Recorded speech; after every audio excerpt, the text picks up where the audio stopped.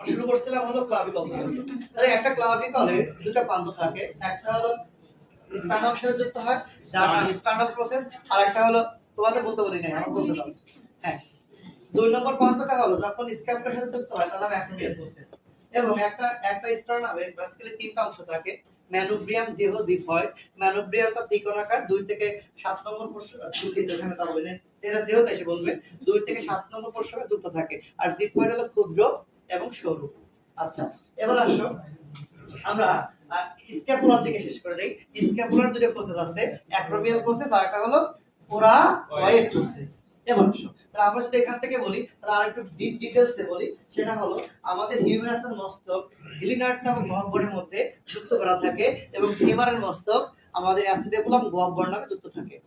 আল্লাহর মধ্যে আগে এই হাতের দিকে আসি, এই হাতের মধ্যে আমাদের কিছু সার্জিক্যাল গ্রিবা সহ 9 ধরনের নস্ট্রাল যুক্ত থাকে।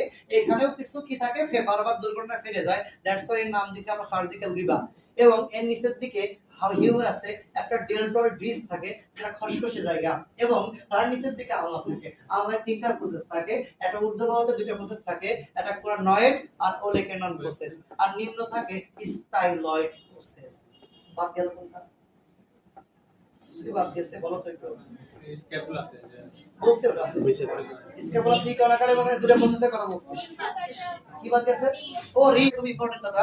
রিপ কি? রিপ ক্লাসে 12 জোড়া, 12 জোড়ার মধ্যে আসল হলো 1 থেকে 7, নকল হলো 9 থেকে 8 থেকে 12, তারপরে অপ্রকৃত আবার 8 9 10, আর এটাই কোস্টাল আর্টস গ্রহণ করে।